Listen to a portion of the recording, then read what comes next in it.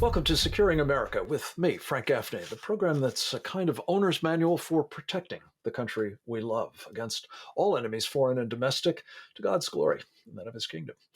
One of the men who we are privileged to work with at the Center for Security Policy is a man who has been all about protecting our country from enemies, foreign and domestic, throughout his life of both service in the public policy arena and in the educational sphere. His name is Dr. Michael Waller. He has been very, very thoughtful, particularly on a problem that most of us are unaware even exists. And we wanted to visit with him at some length about it today. Political warfare is a term for it, and we're going to talk about its manifestations, both foreign and domestic. Mike Waller, it's good to have you with us. Welcome back to Securing America. Hey, Frank. Good to see you. Good to see you. Starting with the foreign piece of this, Mike, there have been a number of books and articles and other revelations and insights recently about what the Chinese Communist Party has been doing with something our friend Peter Schweitzer has called elite capture. I think that's actually the Chinese term for it, but he's popularized it in his new book, Red Handed. Talk a little bit about what this looks like and what it means. And I know you've been recently hearing from an influential legislator on this very subject, Senator Marco Rubio. Tell us about that. Right, just a few minutes ago. Well, elite capture is literally the capturing of the opinions and then the controlling of the behavior and actions of elites in our society. So business elites, cultural elites, educational elites, political, legal, whatever other elites. It's capturing them and making them work in the service of the Chinese Communist Party. And to the extent that this is done, what techniques are used to capture these elites, Mike? Is it just out and out graft and corruption? Is it political influence operations? Is it wining and dining? I mean, give us a sense of the comprehensiveness of not just the effort, but the techniques applied. Yeah, well, it can sound pretty mysterious, but really it's all pretty basic. It's capturing human nature. So greed for money, greed for prestige, greed for influence and so forth, and making it so that those elites are dependent on the largesse of the Chinese Communist Party, so those elites can then move ahead and in their fields or in their quarterly profit reports or their academic stature or their political stature. So it's everything from giving what in our society would be corrupt business deals. So it's not a free market arrangement in the sense of doing business in China. It's you're going in as a Chinese communist approved entity. There's an American person who might be running a large think tank in Washington or the China part of a large think tank or a large university in Boston, Massachusetts. And they're the gatekeepers. So they get a cut of the deals that are made, but they vet these American companies and elites to do business with the Chinese Communist Party and then give their stamp of approval to the party. That creates a dependency relationship where in order to maintain your business contacts in China, you have to do what the Chinese Communist Party wants.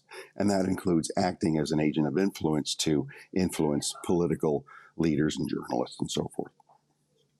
Mike, I want to come back to Marco Rubio in a moment, but just to stay with this thought, an interesting example of that sort of political influence and elite capture is particularly relevant to a fellow by the name of William Burns, who is now the CIA director. And Bill Burns previously was the president of the Carnegie Endowment for International Peace, and in that role had been responsible for enabling Chinese political influence operations, political warfare, by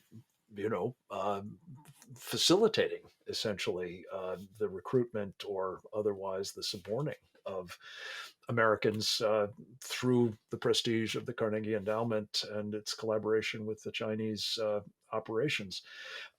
Marco Rubio asked him about that during his confirmation hearings, and he actually lied about the fact that he had terminated them when he had not. It's a prime example, it seems to me, and it's very worrying that the guy who's been compromised in that fashion is now the head of our CIA. But back to Marco Rubio's work at the moment, trying to counter some of this, particularly with business elites. Mike, what is he trying to do, and how important do you think it is? Well, a few minutes ago, he told us that he has 4 points in order to defend America against our greatest threat, which is not Putin's Russia, but actually communist China. One of those points was American businesses that are working as agents of the Chinese Communist Party here. He was naming them. He said Apple. He said Coca-Cola. He said Nike. And he mentioned Tesla and Disney. And that was a big one because Disney's his home state. It's one of the biggest employers in his home state of Florida. So he was very courageous coming out against these companies, saying how that they are arguably using slave labor because they're up in Xinjiang province, and they actively opposed his legislation to ban American companies from doing business with Chinese communist slave labor. So he called them out today and said these guys they literally had the White House on the phone with Democratic senators to tell the Democratic senators to slow walk his legislation through the Senate. Is he doing something about this other than exposing it at the moment, Mike? Well, he's in the minority party, so there's only so much he can do. So he sits on the Senate Intelligence Committee. He gets all the briefings. He can release sanitized information in a safe manner, but he's really, really, really on top of this. So right now he's exposing it, and he's been forcing legislation through and using the Senate as a means of communicating with the public. But some of his legislation has become federal law, even though he's still in the minority. So he's doing the best any senator can.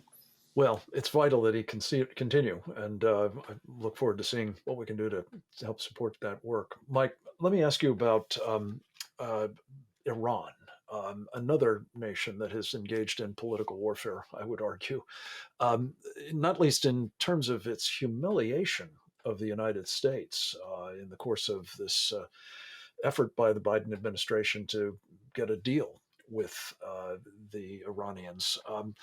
How does this play into the larger enmity of the Iranian mullahs and their ambitions? Well, Iran does things very differently from the way communist China does in terms of political warfare, which is sort of using the political and policy processes and systems to get its way. The way Iran is doing it is through a different type of elites, not so much American corporations, but through American diplomatic and academic and political elites, where we really don't know the nature of everything they're doing. We see the obvious co-optation there. So the mullahs have been working on this for years. They started out by humiliating President Jimmy Carter way back in the late 70s when they had the hostage crisis, and they saw that he was indeed a weak personality. They exploited that weakness.